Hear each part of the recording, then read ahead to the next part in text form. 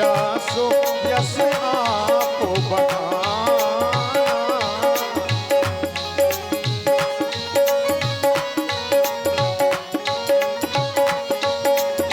आज की कथा, आज का प्रसंग प्रारंभ करते हैं करी भोजन।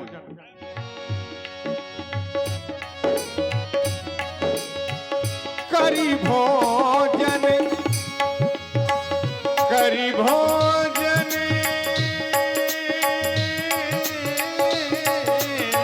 करी भोजन, करी भोजन, करी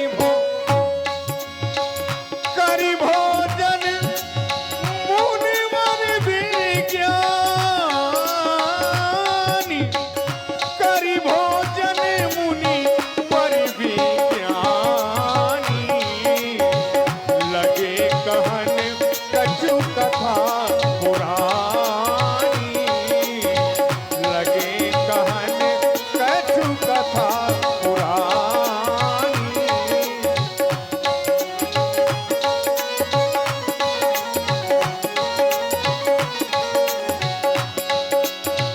विगत दिवस, विगत दिवस रमा, विगत दिवस, विगत दिवस, विगत दिवस, विगत दिवस गुरु आय सुपाई, संध्या करन चले दो भाई, संध्या करन चले दो भाई, संध्या करन चले दो भाई, संध्या संध्या संध्या करन चले दो भाई, संध्या करने चले दो भाई।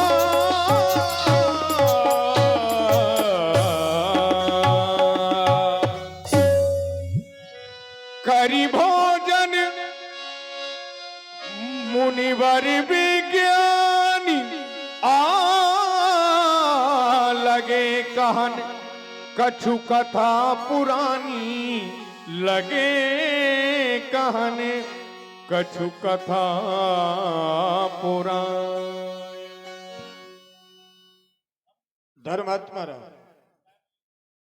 भोजन उपरांत पौराणिक कथा, कथा कहना और कथा सुनना यति आवश्यक है। कथाओं से हमें अपने धर्म और अपने कर्म का ज्ञान होता है। तुम्हारे ही वंश में एक बड़े ही प्रतापी और बड़े ही धर्मवान राजा हुए महाराज शिव, जिन्होंने एक पक्षी की रक्षा के लिए अपने शरीर के संपूर्ण मांस का भी दान कर दिया था। महाराज शिव की परीक्षा लेने के हेतु इंद्र ने बाज का रूप धारण किया और अग्नि ने कबूतर का रूप धारण किया। कबूतर उड़ते उड़ते बाज के भय से भयभीत होकर के महाराज शिव की जंघा में जाकर के बैठ गया। और महाराज शिव ने जब ये जाना कि ये तो हमारी शरण में आया है, ये बाज से भयभीत है, तो उसे शरणार्थी जान करके महाराज शिव ने उसे अभयदान दे दिया। कुछ समय के पश्चात इंद्र भी बाज रूप में पहुंचे और इंद्र ने कहा, महाराज वो कबूतर मेरा भोजन था, आप उसे मुझे प्रदान करें, मेरे साथ अन्याय न करें, मेरा भोजन न छीने।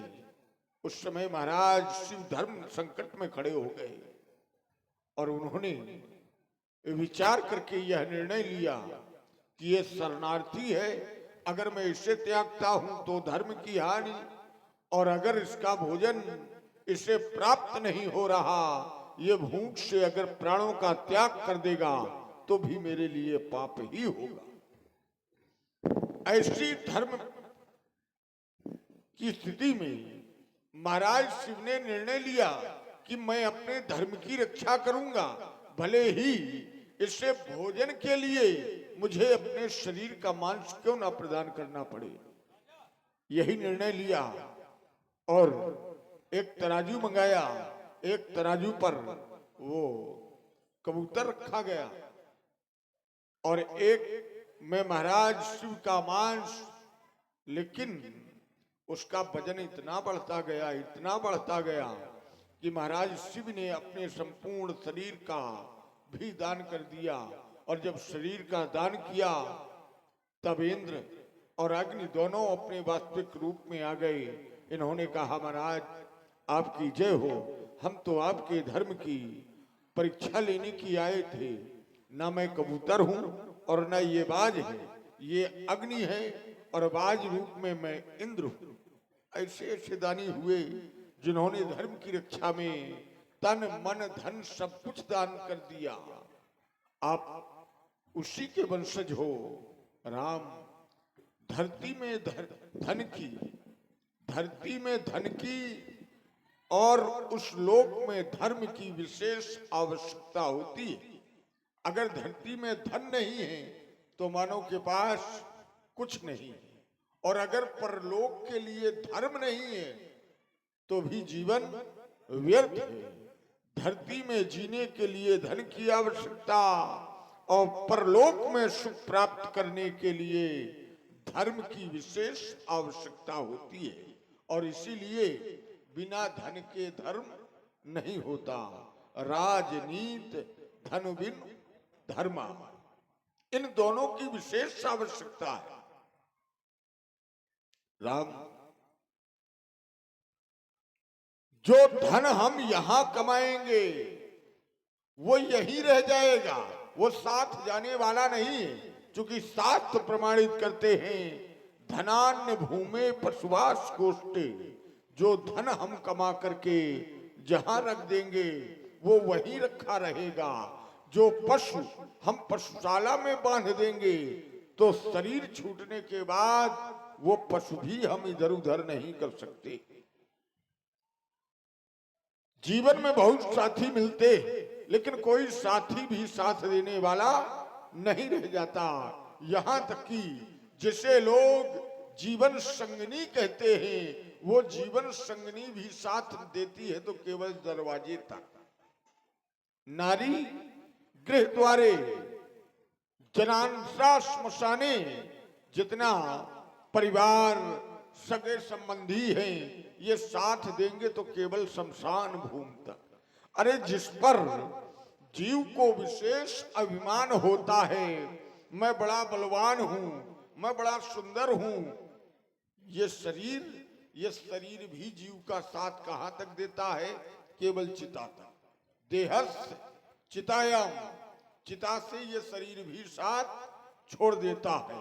पर लोग मार्गे धर्मान गो गच्छति जीव एका, पर लोग जाता है तो केवल धर्म जाता है। इसलिए मानव को धर्म की रक्षा करनी चाहिए। जब हम धर्म की रक्षा करेंगे तो धर्म हमारी रक्षा करेगा। लेकिन मैं देख रहा हूं समय अब कथा का नहीं, समय संध्या का है। क्योंकि दिन व्यतीत होने जा रहा है और ये प्रथम उत्तम बेला की संध्या है। संध्या के 3 समय हैं, उत्तमो सूर्य सहिता, मध्यमो लुप्त भास्करा, कनिष्ठगो तारको पेता सायं संध्या त्रिधा स्मृता। उत्तम कोट की संध्या वो है जो भगवान भास्कर के रहते हुए कर ली जाए, और मध्यम कोट की संध्या वो है जब भगवान भास्कर पूर्ण रूपेण अस्ताचल की ओर गमन कर गए हो तब की जाए। और तृतीय जिसे निकृष्ट संध्या कहते हैं वो भगवान भास्कर जब छिप जाएं और आकाश में तारागण प्रकाशित हो जाएं, तब की जाए। जिसकी प्रतीक्षा थी वो समय आ गया, इसलिए जाओ संध्या वंदन करो।